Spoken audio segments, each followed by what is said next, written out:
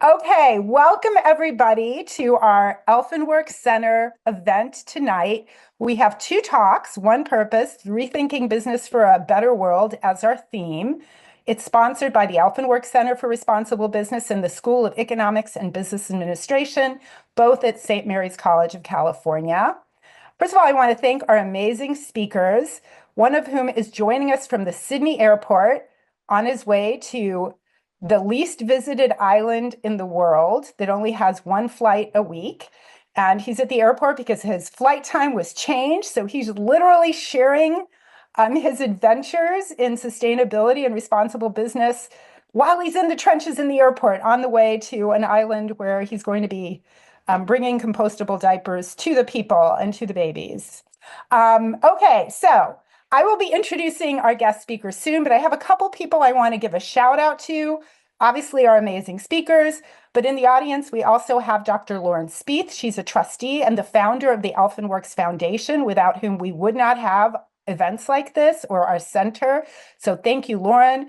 We also have Dean Dodd Gibson and Associate Dean Berna Aksu. Berna might not be here. She told me she has another event that conflicts, so she may not have made it yet. But at least we have Don, who I can see. And then the rest of the audience, I want to thank you for being here. I'm not going to name you all by name because we're here to hear the speakers. I do want to very briefly mention that Dr. Spieth has a book coming out. It's coming out June 9th.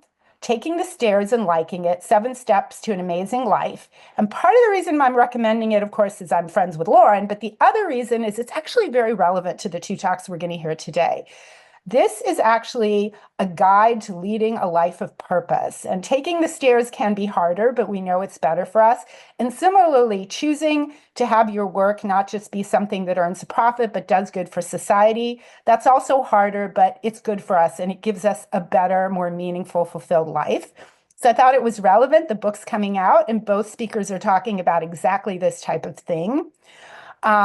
And before I go into introducing the speaker who's first and incredibly foremost, since he's willing to join us from the airport, as he's on his way to actually do the work he's going to tell us about, I want to find out a little bit about who's in the audience. And so if you could do me a favor, each of you who are in the audience, please let me know if you're a student, what program are you in? So you can see MBA student, undergrad student, or whatever program you're in.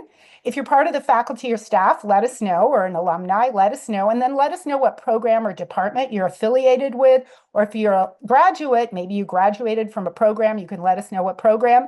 And of course, we have some people not affiliated with St. Mary's College, and we love you too. So let us know where you're coming from, where you work, what you do. Maybe you're a full-time mom and you're interested in diapers and you want them to be compostable. Whatever it is, just give us a sense in the chat so we can get a sense of who's with us. We've got a mix of students, faculty. I see some staff. I see lots of students. Lots of interesting diversity and a whole bunch of MBA students. So thank you, all of you, for being here. Okay, so now we have who we're here to hear. Our first speaker is Jason Graham-Nye, co-founder of gDiapers, a B-certified corporation that's the world's first fully compostable diapers. There are companies out there that say their diapers are compostable, but not 100%. gDiapers is all that. I asked Jason, what are the 3 most important things that are not in the event description that you want the audience to know about you? And he told me what they were, and I'm going to share those 3 things with you. He spent over 2 decades in the eco-friendly diaper industry. He recently was awarded a PhD in sustainable consumption from University of Technology at Sydney, which is one of the best universities in Australia. And he's obsessed with disruptive innovation. In this case, it's not just innovation of product and design, but also innovation that's saving the planet and the oceans, and removing ocean plastic and reducing ocean plastic. So part of my background is an ome to his wonderful work. I unfortunately have some disappointing news. You probably just noticed I had said at some point that we were going to have 2 speakers. Unfortunately, Jason's wife, Kim, the co-founder of gDiapers, and his wife is unable to join us because she's based in Samoa, where they're bringing gDiapers to Samoa. There have been widespread power outages in Samoa. You can read all about it in the news after the presentation. And also recently in a storm, their operation facilities in Samoa were destroyed by a storm, and they're busily rebuilding their facilities so that they can do the good work that they're doing. So unfortunately, Kim is not able to join us, but she did send her warm regards, and she did help Jason with the creation of the best presentation slides I've ever seen, and that really make mine look particularly not so great. All right, I'm going to stop sharing my slides, and Jason, please share your slides and take it away. Really looking forward to hearing about your great work. And thank you again for being willing to join us from the Sydney airport on your way to your next adventure. No problem. Thanks so much. And thanks very much, everyone. And I'll just apologize now if that voiceover on the airport interrupts us. So it's great to see you all and meet you all. My wife's the designer, so I'm colorblind, so these are her slides.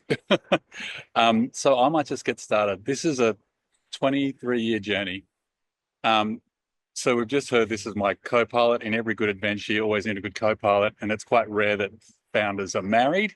I did hear that if you are married founders and you have some degree of success, your divorce rate goes down to 7%. So we're 26 years into the marriage, 20 years into the business, both are sort of intact-ish. So this is a bit of a journey to go to that brilliant book title we just heard of. This is a journey for my wife and I around making meaning and money. So top left, Nomura Securities, biggest stockbroking firm in the world. And when I left university, I had a degree in Japanese, and I went to Tokyo and worked in the stock market and made god-awful amounts of money. But I was completely bankrupt morally, which made me switch out of the financial markets and into teaching. And I taught Japanese at school, which made a tremendous amount of meaning, but not much money. Right at that time, my wife was working for the United Nations doing HIV and AIDS research, making a huge impact in Africa, but very little money. She then moved to Sydney, where I met her. She's Canadian. She started a company in telecommunications, very financially successful, acquired by Deutsche Telekom, but she got chronic fatigue syndrome. And we reflected on our lives as we were getting married, to say, you know what, we want to make a life of meaning and money. It's very much taking the stairs, not taking an escalator or an elevator. And sometimes when you're on the stairs, you really want to look for that escalator, but it makes for a stimulating life, I think, with lots of twists and turns. This is landfill. We fell pregnant and learned this crazy statistic that it takes a cup of oil to make one baby diaper. And as he looked into our son's eyes 23 years ago, he said, wow, someone's going to need to address this. One baby uses 5,000 diapers, 380,000 diapers are made every minute. And we thought, well, maybe this is something where we can really get our teeth into it. So we looked around the world and we found this interesting product, an outer pant that's washable and an insert that's compostable. So it's a hybrid between cloth and disposable. We used it on our son. We loved it. We raised venture capital and we moved to Portland, Oregon. And there we built a company, a very early B Corporation, as was mentioned before. And we launched in Whole Foods and what was Wild Oats, which was then acquired by Whole Foods. And it was a very normal looking B2C business, but disrupting in the diaper space. And so what we did in terms of social marketing as a theme here is we reinvented the category, because in diapers, it's pretty boring. It's, you know, it's white plastic products and that's about it. And you use them for 7 hours and then throw them away. We brought fashion to the category, which got really interesting. And we had probably 130 designs that then became kind of collector's items, which was kind of insane, that something's a disposable product. Suddenly it's like, oh, wait, have you, collect them all. It was like Pokemon, but for diapers. So this innovation, bringing fashion into what was a really boring daily consumption habit, was an innovation, and it got mums talking. In terms of the sustainability piece, we have some incredible data to look at what our product actually does. So on the left-hand side of the screen, you can see what our product is doing in the middle there, in between two plastic diapers, and we can actually show that in 53 days, it's completely composted. We were a very early brand that got cradle-to-cradle certification, and that shows that everything that goes into the product is returned to the nature in a neutral or beneficial way, which is a long way away from 500 years in landfill. And remember, when we built this slide, microplastics wasn't a thing. Like, I don't want to even think now about, we know that there's some plastic in us. There's a credit card worth of plastic in us every month, I think. So this was way before then, when plastic was just emerging as a problem. But this gave us great credibility. So we licensed this product from an Australian company, and this was their terrifying website. And we thought, okay, we've got to do a better job than this. The idea that mum, dad, and the little one are all wearing the product is somewhat terrifying. So let's move on from that slide. This is what we did. We really lifted the fashion. The brand was gDiapers. It was a time when Apple launched everything, and we thought a one-letter brand is kind of interesting. You can do a play on G's for good and green and global, and that was all super fun. And then we did a bit of a brand refresh to then highlight what are the kind of the awards we had, and making it really simple for parents. So that's a little bit of the brand. This is pre-social media, and I know this is a stretch back in time, and half the audience is like, oh my God, what's the life look like before Instagram? But we got a lot of media. So we did kind of crazy things. I rang the Today Show, and the Australian accent helped, and I think I was one of Katie Couric's last interviews. So we flew to New York, which is amazing. We've got all this print media, which none of those magazines would exist today. Julia Roberts talked about us in that Vanity Fair article. We were one of the first non-book products on Amazon. And when that article came out, our online sales went crazy. And as you can imagine, diapers subscription model, you need 40 a week. It's a really big part of e-commerce. But these early wins were because we were disrupting and being a little bit different. It's funny looking at Julia Roberts, like now we've got influencers who are just famous for being famous. It's like a whole new world. We then got some awards. My wife was voted Fortune magazine's top 10 most powerful entrepreneurs women entrepreneurs in the US, and met Warren Buffett, which was very exciting. And that gave us more street cred. Then just tracking back through social media, we started at a time when Yahoo user groups were a thing. And very quickly, we built a huge audience, about 6,500 members exchanging about 2,000 messages a month.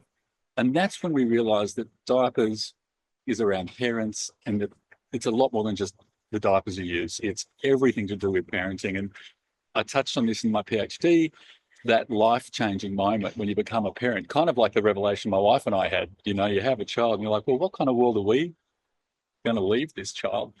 Similarly, this brand brought together a huge number of mums. This was before Facebook. What we could do, we could track everyone online through MySpace, which is one of the really early social media companies, and we could see where everyone was.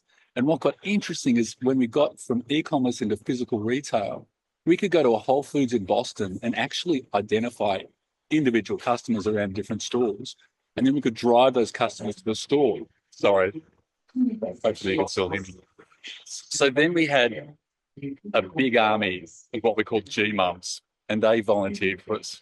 They went into stores and did store demos. They went into childcare centres. And this was a kind of a free group. It ended up being about 7,500 people, and they did all sorts of things for us. These were the kinds of messages we were getting as they did store demos. They were just incredible in terms of real-time feedback about the product, particularly when we started going into physical stores. I'm really sorry about the noise. Then Facebook launched, and about 20 private groups launched. So we had a group in the UK, we had a group in Germany. With the official fan site, we got up to about 200,000 fans. And this really drove more of the business. Then what happened is you've got these textiles that we're selling, these pants. Out of that, about 12 stay-at-home mum businesses launched. So they would buy the pants and then upcycle them by selling them to people and putting different designs on those nappies for their kids. So it was a very unexpected emergent thing. So G's by Me is one of these businesses that emerged out of our product, which was kind of cool. What evolved from that is this notion of it takes a village to raise a parent. Often it talks about it takes a village to raise a child, but it's actually the parent is just as much needing support. And so this huge group of parents would gather very regularly. We'd have GTs in our hometown of Portland, Oregon, and one At one time, we had kind of a national gathering in Portland, which was really, really exciting. And so it's reflected back, it's like, gosh, we started a diaper company, but now we've got a big community, and that's kind of interesting. We then partnered with other organisations. So Every Mother Counts. Christy Turlington is a model, and now she's a maternal advocate, a maternity health advocate. And we've done a whole bunch of work with Every Mother Counts in terms of creating products and awareness and sharing, selling products and giving proceeds to their work in making childbirth safer. Then the Syrian refugee crisis emerged, and we worked with our community of 7,500 G mums. We actually collected baby carriers. That's what they didn't need diapers, they needed baby carriers. You can imagine refugees, and that was another really cool thing to do.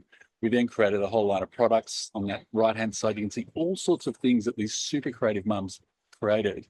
And we created this G-Love range of products to raise money for the Syrians. So again, started with a diaper, emerged into a community.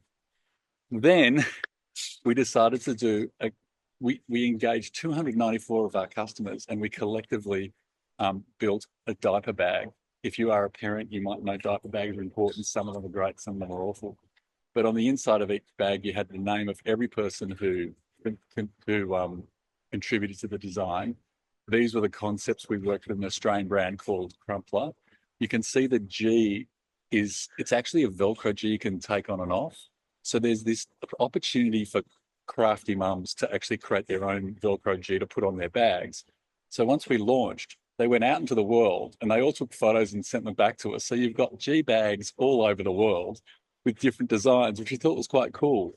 Again, it's not just all about the diapers, it's the community and what it is to be a parent who's thinking about sustainability. And then my wife started, oh my God, that's my son. He's now 20. Wow. Okay. I'm only 40, I promise. I had a child when I was 5. We started doing these workshops to really support mums. We just felt that, we interact with mums all day long. So this was just another thing we did.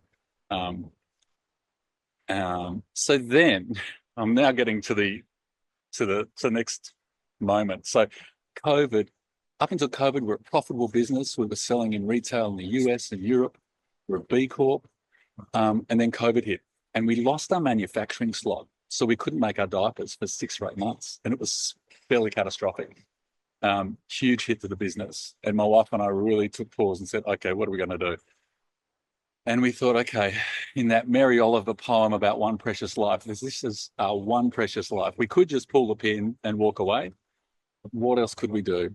And we started reading statistics around the amount of plastic nappies, plastic diapers in the South Pacific, in the global South. You can imagine developing countries have very little formal infrastructure for waste. And we heard that 30% of the waste in the South Pacific, so think about Samoa, American Samoa, Fiji, Vanuatu. I know it's a long way from America, but it's our neighbours in Australia. 30% of their waste is baby diapers. They use about 1 billion diapers a year, and about half go in the ocean. So then we thought, okay, let's embrace true circular economy. So this is a nice little graph. Linear economy, make waste. You take plastic from the ground, from oil, you make a product and you put it in the bin. And that's why we're in the mess we're in. Recycling is trying to do something with that material. Soft plastics are almost impossible. Only 9% of all plastic has ever been recycled. Glass is very recyclable, which is good. But there's sort of a myth that we're going to recycle our way out of this mess, and it's not true. But a true circular economy is regenerative.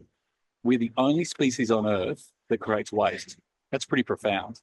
No one else creates waste. And, my wife's been living in Samoa for 18 months. We're off to Tuvalu. Those communities that are closer to their indigenous roots, they didn't make waste. So it's a very Western global North problem. So we said, okay, this is chapter 2 of the business. We've been in retail in the US and Europe.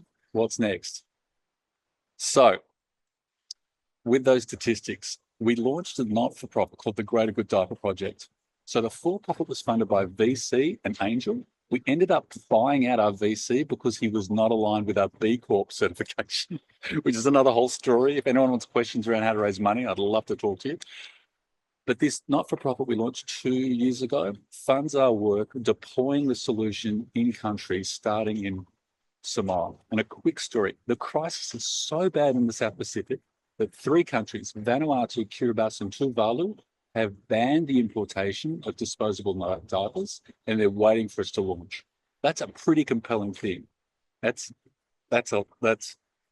a huge volume of diapers and the whole amount of good we can do. And our program is a deliver, collect, compost model. It's a product service system. So we employ lots of women, train them, they go door to door and they sell diapers at the same price as plastic diapers. Every 3 days, they collect the used diapers in a receptacle. We train them how to compost in these timber boxes. It creates a lot of heat to kill pathogens. The compost is certified. And right now, we've just had some graduate students from UNC develop a business case. They've been in country for 3 weeks, developed a business case to sell the compost, or do we start growing produce and selling the produce? Because they've got a whole nutritional problem as well. So that's the vision. It's complicated, but that's systems change. We're launching in Vanuatu because they have the nappy ban the diaper ban is legislated, but we still can't get this funded. And this is before USAID got blown up. We still can't get this funded. And we're like, I think we're done. I was 2 years into my PhD. I'm like, okay, I'll teach at university. We'll wrap it up. We emailed 5 friends. We said, we've been at this 18 years. We just can't get through.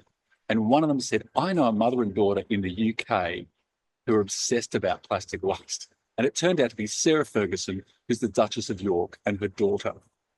And our kids had just got to university, so we moved to London for 2023. And then and then the story gets even weird. We then met the King of England. We met King Charles III, and we sat with him. And he is obsessed with the environment and soil health. So while we focus on plastic waste and gender equality, our meetings with him are all about soil health and the fact that in the global south, the soil health is very, very poor because they've used so much synthetic fertilizer. And he said to us, if you could move your launch from Vanuatu to Samoa, I'll see you there next year, meaning last October, where he's meeting the 56 heads of the Commonwealth, 40 of which are small island developing states. He said, I can't invest in you, but I can shine a light on your work. And that's what we did. So my wife's been there ever since. We met the King again like October last year. And this is why I'm going to Tuvalu today. Thanks to that event, the Tuvalu government saying, come on, let's get going. So that's the next kind of chapter of the business. And so just to give you a sense to kind of break it down, we've redesigned the product. It's 100% compostable. So there's no plastic in there. All our science has been verified by Australia's peak science body, CSIRO. We rethink the whole system. Like we know that the diapers need to be collected and composted. You can't just throw them in landfill. And that systems change we've designed through a female lens. I think as we all know, in the global south, in low per capita GDP income countries, if you lift women, you lift the country. And that's what we're seeing with the women that we're employing. They're getting income they haven't had before. And then the regeneration piece, the nutrient-rich compost to replace synthetic fertilizers is sort of the next sort of part of the business. So it's a 3-for-1 deal, if you will.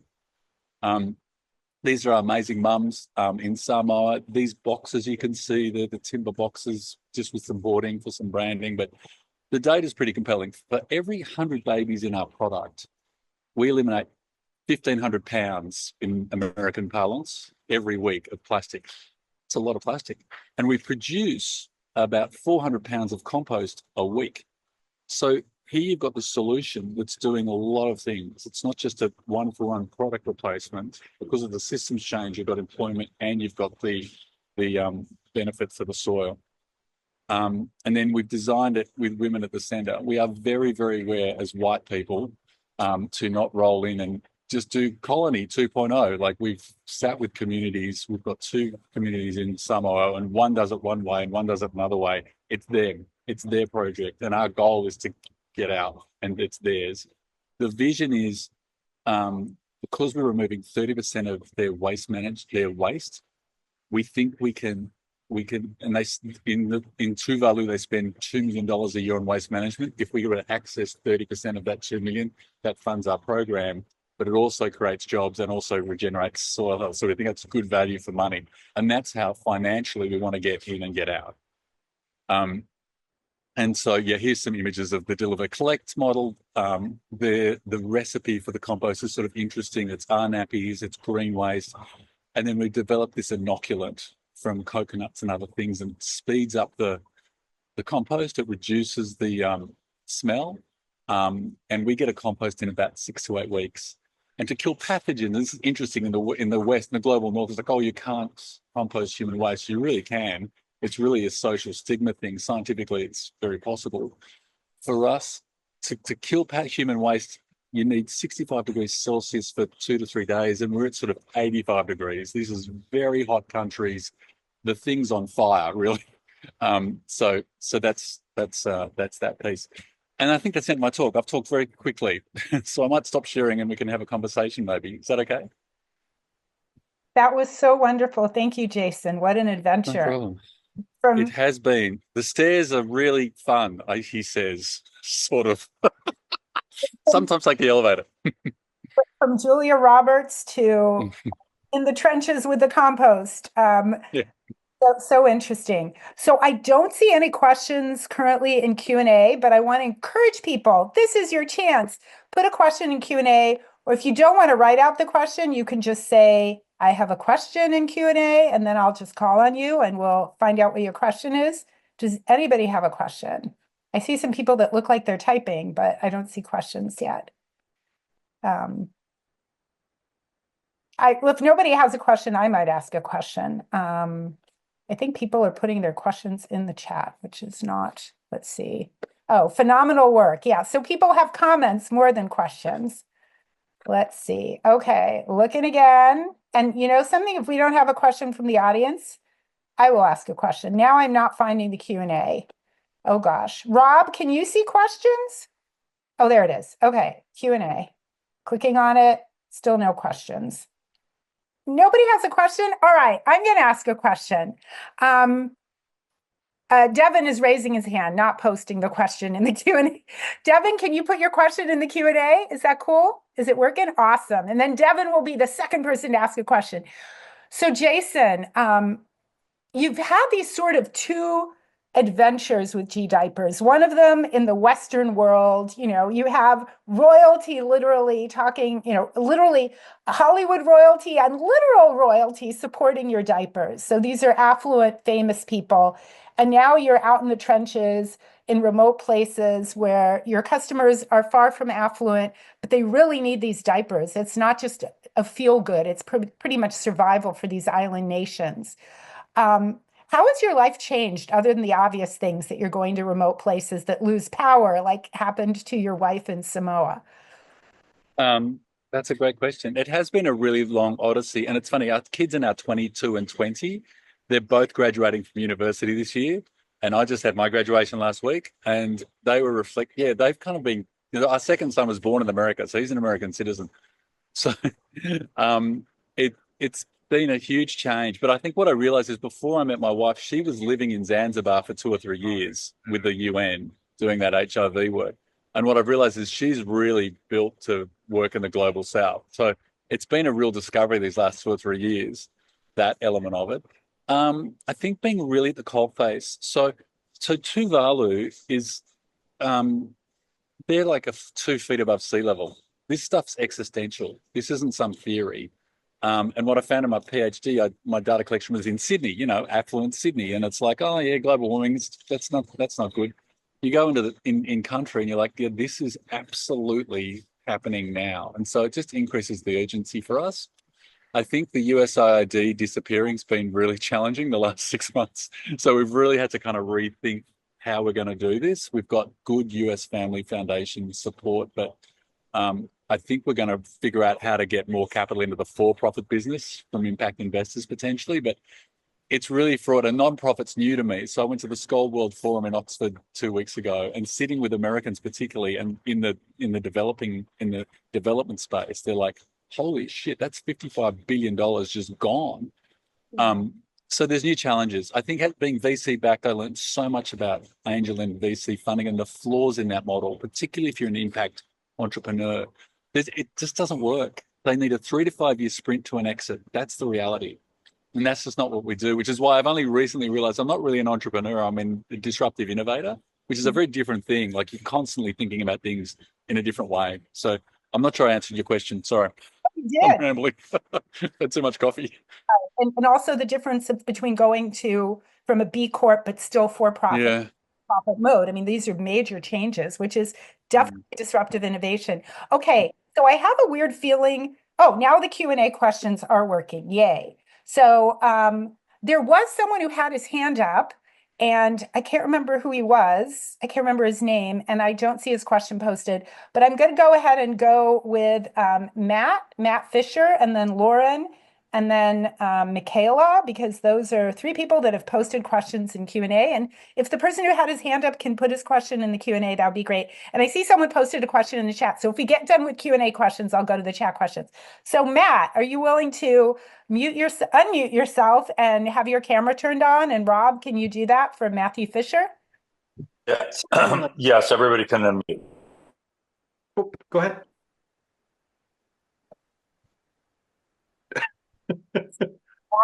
With your blue striped background. Oh, okay. Sorry, I think I blanked out on a little bit on my end here. Everything went silent for just a second, so my apologies there. I was very interested in the localized operations that you're setting up for collection and composting, and so just kind of curious. The dimension would be fascinating if you could add a little bit to, kind of that operations side. Like, what kind of scale do you need to make this work, especially with small islands and small population? The work is amazing and the social impact is awesome, but I really think that would be amazing if you'd be willing to share just a little bit about the challenges on the operations side, because I think that is something that, at least from a student's perspective, oftentimes that they want to do good, but they have a harder time seeing, how do I balance these two? So anything you're willing to share on that would be greatly appreciated and just fascinating. Great. Yeah. So what we lived through in the US was, every green product in America, it's always a premium, right? It's at Whole Foods, or it might be at a regular supermarket at a Safeway, but it's always premium. And we just thought that's just completely it's unacceptable in the global South. So what we did was we've matched our pricing, so it's the same price as a regular nappy, a regular diaper, and then there's the additional cost. So, but there's also the additional cost. What we're doing is we are fixing a 60-year systemic problem, this take, make, waste. So we're pricing in an externality that our competitors are like, no, we're good. The consumer can just throw that thing away and we all pay the price.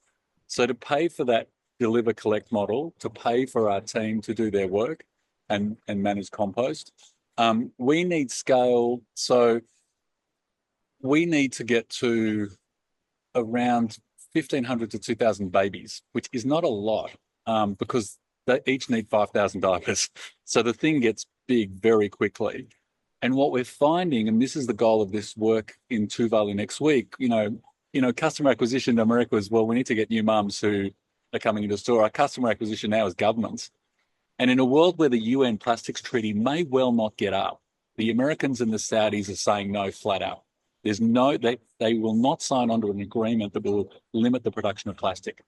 And in the electrification of the world, oil producers, and all plastic is a byproduct of oil producers, like, the last rodeo is plastic, so we can't touch that. In this world, what we're doing, for example, we're convening all 15 countries and 7 territories in 2 weeks' time in Samoa. They're building their 10-year waste management plan. The vision we have is, if we can get signatories to a non-legally binding MOU where we can bring this solution into more than one country, then we get very, very serious cost of goods reductions in our pricing of the actual product. And the whole thing really tips over quite quickly. Another element, though, Matthew, is we're really interested, because right now we can make this product in lots of different places. In America, we can make it in China. What we really want to do, and what I'm doing with UTS, my university, is getting some R&D in country to see if we can actually make the product in country. These countries are full of a material called cassava. It's like a root vegetable, and it's very similar to the cornstarch we use. In Fiji, they have sugarcane bagasse, so the stuff that they have left after they've made sugar. I think we can make a product, make the biofilms there and actually make it there, which again is another transformative thing to make the supply chain really, really short. So these are a few things that we can drive volume to get prices down and get to price parity. But it is interesting. I mean, when you've got a market that they're going to ban the importation of disposable diapers, the governments are now willing to do all sorts of things around subsidies and other things to actually make the alternative affordable for parents. So it's interesting. It's a little bit global South centric, Matthew. Sorry. No, I Amazing. very much appreciate that.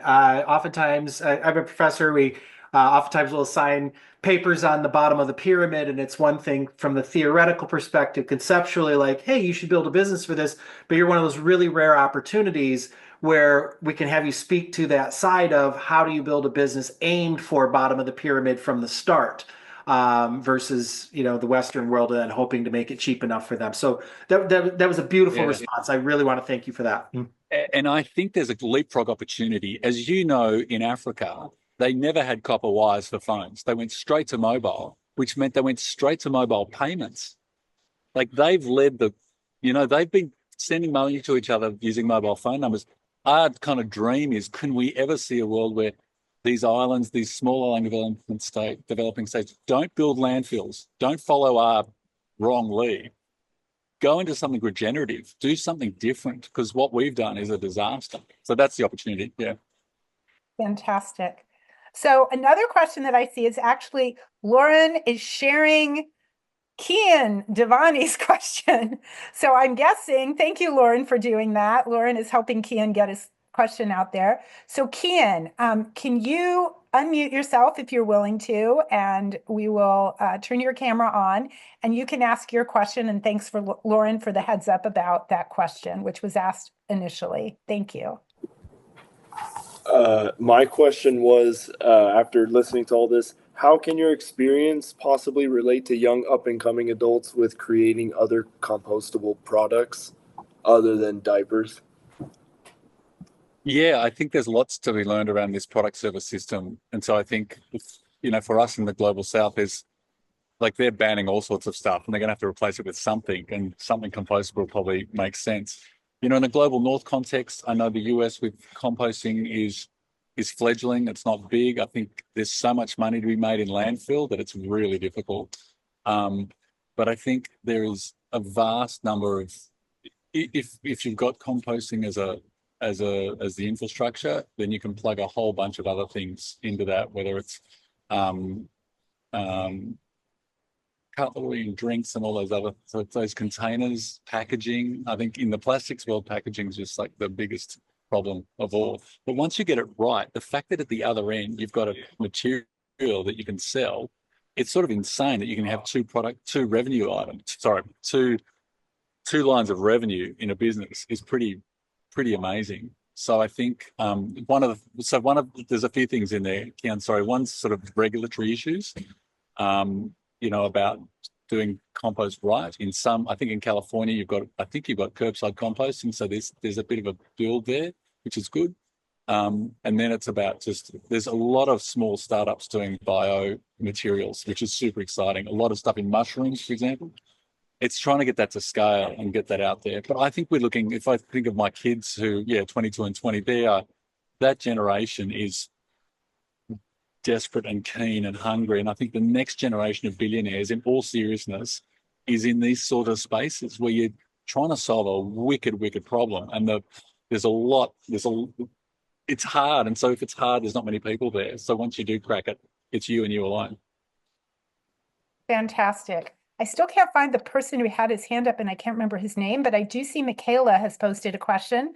So Michaela, do you want to unmute yourself and turn on your camera so we can hear you and see you ask your question? I can't actually turn on my camera because I'm driving, but I can ask my question if that works. That's great. Drive safely. Awesome. Oh, yeah. Let me pull up my question. There you go. Do you have any advice for seeking investor funding? You mentioned that you were looking for a VC that aligned more with your goals. What are some things that we should consider when looking for the right investor, as we're also future innovators as well? I find it's a great question. I think it sort of goes back to first principles, like what is your actual goal? Like, do you want to build a business and sell it in 3 to 5 years? That's perfectly cool. Or do you want to build a business with a bit more legacy? That's totally cool. We do, through fairly painful experience around VC land, their model is pretty broken. So it's a 10-year fund that they raise and they make 10 bets in 10 years. And it's sort of a pump and dump situation. They want to grow these businesses as fast as they can to get them acquired. So if you're doing anything a little bit outside the box, if you're doing anything that might have, a triple bottom line, you're solving a social problem and you're trying to make profit and something else, it doesn't fit. So there are other models like, crowdfunding is kind of interesting. If you can engage a community, I've found that our capital needs are pretty significant. So it was difficult for us to do it. But if I had a business that had less inventory demand, I think that's a really interesting thing, because what you're actually doing is you're acquiring customers as well as their cash, which I think is kind of cool. So I haven't seen that sort of traditional angel VC thing I found, in my view, is really tough. And they're so focused on technology, right? Because technology is so cheap, right? So, and it's just like sprint to an end. Whereas if you've got any sort of product, it's like, whoa. So it's a bit dependent on what kind of business you're thinking of. But I would think of, I think crowdfunding is really interesting. Bootstrapping it to get it to some traction is really interesting. There are too many stories where founders just get chewed up and spat out, which is really grim in a way. Fantastic. Okay, we've also got a question. That's a great question and great answer once again. Emily Field has a question. Emily, are you ready to unmute yourself? And if anyone's driving, don't type. Just don't type while you're driving. So Emily, yes, unmute yourself if you can. Yes. Hi. I'm not driving, so I'm all good. So my question was kind of to do with the competitive landscape. So I was wondering like how you've seen it shift over the time you've been kind of doing gDiapers. Have you had any maybe direct competitors? It seems like kind of a unique idea, maybe initially. So kind of how has that changed as well throughout your time? Where are you from, Emily? I'm from England. Lovely. If you can I think that accent sounded familiar. So we've worked with Procter & Gamble. We've worked with Ontex. So we've worked with the big players. They want to kind of do stuff, but ultimately they're so wedded to plastic. They've got so much money in their supply chain. So just to give you a sense, they can make 500 diapers a minute using plastic. We can only make 400 diapers a minute because the tensile strength of our material is a little bit weaker. And that delta, into the business.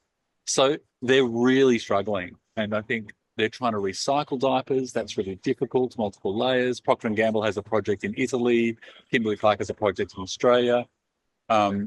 So they try, but it's really hard. And if you think Procter & Gamble, so you've got baby care, household, baby care is their juggernaut. They do not touch that shit. That is $10 billion a year of revenue. They spend $8 billion a year on marketing that baby, that mum.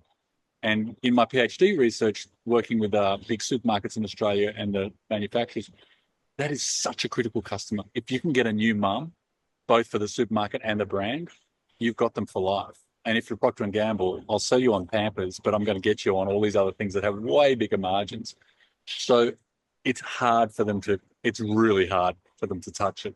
What's interesting for us is they're not in the South Pacific. It's only a $500 million market for them. It's nothing. So it's kind of interesting for us competitively because as we get a bit more awareness out there, we're not touching their revenue, but we will annoy them because we're kind of highlighting some of the issues. But I still believe in my insane heart that we'd love to work with them. Like, it's hard.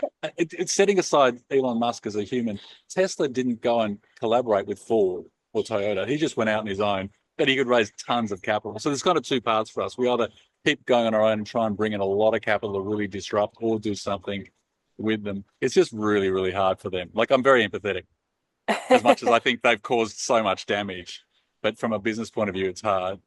From a competitive point of view. It's interesting. So Tuvalu this week, we're sitting with the government. They're looking at a more robust ban on diapers. And we're actually sitting with a group that's promoting reusable diapers. So in a sense, they're our competitor, but also it's like you need more than one technology to solve these wicked problems. So we're all very happy to play together in that sense. Hope that helped. Yes, thank you. So we've got a question that's kind of a carry over to that. I see Randy Cabrera, who has a question, and he was raised or diapered in non-disposable diapers, the kind you wash, and he has a question about what are the advantages that you guys have over those old-fashioned diapers. And I'm old, so I'm pretty sure. I also came from a country where I don't think there were disposable diapers at the time, back in 1803. So I think I was also in those. But yeah, Randy, ask your question. And Randy has not been changing diapers. I know he's quite young, not yet a I'm parent. not that old yet. I'm not that old yet. No, my question mainly comes from that I grew up in Guatemala, so considered like a low income area, and my mom would the diapers I would use was cloth diapers. So those are like I would think you just like rewash them every once like the baby goes. So it's like, what advantages does like having like these disposable diapers? Because I come from like a biology conservation background. So it's like, does the protection value that goes into making the diapers offset the emissions that are being like saved, I guess, by these diapers? Great That's a question. great question. Yeah. So this came out in my research. So I was interviewed for one of my data collection and sort of one piece of research. I sat with reusable diaper users, disposable diaper users, and then I had both groups use this compostable product service system for a couple of weeks. And what's interesting, even in the cloth diaper community, and in one case, we had someone who actually ran a cloth diaper business. Even in that case, they weren't using them full time. The performance wasn't there to get through the night. The challenges of traveling, if you're on a plane, if you're on a road trip. But the other big barrier is childcare centres. Childcare centre, I think 49% of kids in Australia go to childcare. A lot more in America go to childcare because there's no maternity leave. So you just sort of have your little one and off they go. And regulatory wise, many of them don't accept reusable diapers because they have no facilities to wash. So those are the sorts of challenges. What we found in Global South, where we're playing, is fresh water's a premium. So they don't want to use water to wash. And the other thing is it's really hot. Like Tuvalu today is going to be 35 degrees in my language, so nearly 100 in Fahrenheit. And it's humid. So you can't dry anything. And so there's some performance issues there. And then the other thing that came out in the data was, in Global South context, as everyone's charging towards joining the middle classes, they want those conveniences. So there's a sociological thing where it's like, well, wait a minute. So to be clear, Vanuatu announced the ban on disposable diapers without talking to one mother in that country. And within a week, there were riots on the street and they paused the ban because what they were saying, they didn't do any real consulting work. And they're like, wait a minute. The mother's like, we don't want to go to a technology that most of the West, 95% of America, uses disposables. We don't want to go backwards. So it's a tricky thing because from your background in terms of resource management, it's a pretty good argument that reusables are better than disposables. There's such an intensity in the manufacturing of disposables, you're extracting oil, all of that, which washables, reusables don't have. But yeah, there's a whole bunch of problems in there. Performance is an issue, convenience, if you've got two parents working, and then if you've got childcare, the things are sort of die. So most people these days, if they're using reusables, it's part-time, which is still great. Oh, and for us, yeah, we're doing an LCA at the moment to demonstrate the growing of our raw materials is less intensive than extracting oil. We have anecdotal evidence that we can say that, but we want to actually have an LCA that really proves it. That's one. Thank you. Also, I'm going to say, because I know this was true where I was born and raised, nobody had a dryer and not everyone had a washing machine, right? So I'm guessing in some of these countries, there are women who don't have a washer dry. I mean, they have to dry it outside. It's just a lot harder. So Randy, when you go home, you can ask your mom if it was a lot of work having those reusable diapers. She might say, yeah, I wish we had compostable diapers, but that was such a great question. Thank you. I see one more question from Devin Murphy. Devin, are you willing to unmute and turn on your camera? These have been fantastic questions, so thank you to everyone and to Jason for giving such thorough, great answers.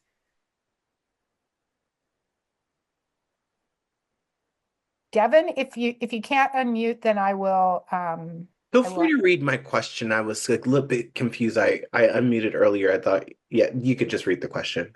Oh, no, but you can talk now because I hear you. So it's great. Devin, do you want me to read it? I can read it. Sure. That'd be perfect. Thank you.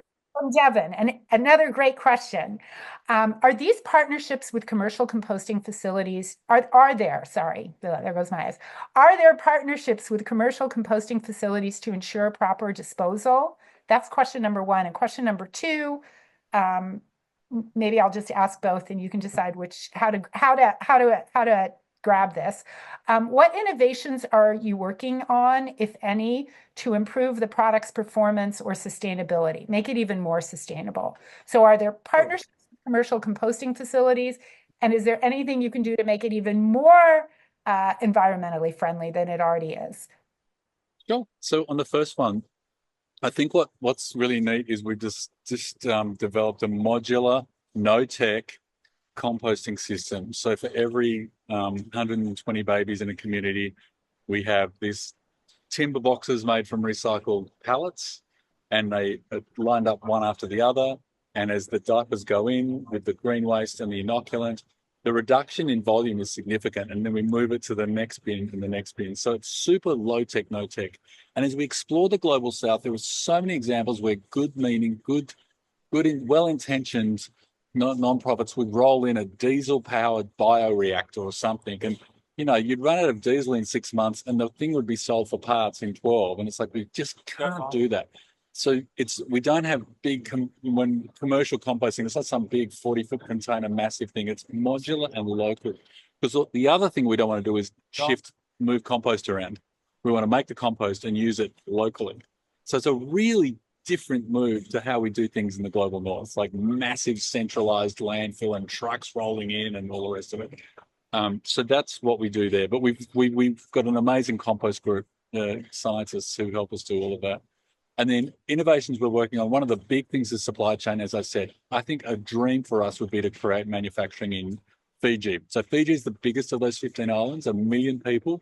They've lost so much of the inbound tourism is big for them. I think Anthony Robbins lives there, but they've lost huge amounts of their business, the sugarcane particularly. And so the idea that we can create this and make lots of different things from eco materials would be huge. So that's how we really improve our sustainability. We want to get that supply chain as short as possible. I hope that's answered your question. And if anyone else has any questions, please email me, or I'm on Instagram, jason.gn, or I'm on LinkedIn. And I always post silly things. You'll see a silly post from Tuvalu in about 12 hours time. Jason, I cannot thank you enough. That was so. No problem. And what's nice is, we teach all these things in the classroom about financing, about marketing, about branding, consumer behavior, certainly operations. We tell our students to be responsible and do good and make the world better. And, you shared some of the challenges and some of the victories of doing all those things and doing it in a way that's helpful to the planet. By the way, this background happens to be Fiji. So interesting that's in your future probably adventures.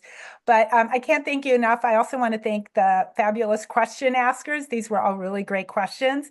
I want to honor my commitment to Jason to give him 50 minutes. If anyone has any other questions, I don't see any other questions posted. I do not. Nope. So if anyone has any other questions, as Jason said, you can just email him or message him on LinkedIn. But what I'd really appreciate everyone doing before Jason gets back to waiting for his flight to the I think he said least visited island nation in the world, so he can do some good there, is if everyone can unmute themselves. And Robert, if you can do that, just so we can all give a loud thank you. You can clap, you can say thank you. But Robert, can you let everyone unmute themselves just for a few minutes so we can let Jason go with a giant, incredibly loud and enthusiastic thank you, Jason. Yeah, everybody has to unmute themselves. You have to, okay, so everyone go to the microphone, turn it on, and when I count to 3, we're just going to say thank you or whatever you want to say that's positive energy. Okay, 1, 2, 3. Jason. Thank you, Jason. Thank you very much, Jason. Thank you very much. In touch. Thank you. Really appreciate it.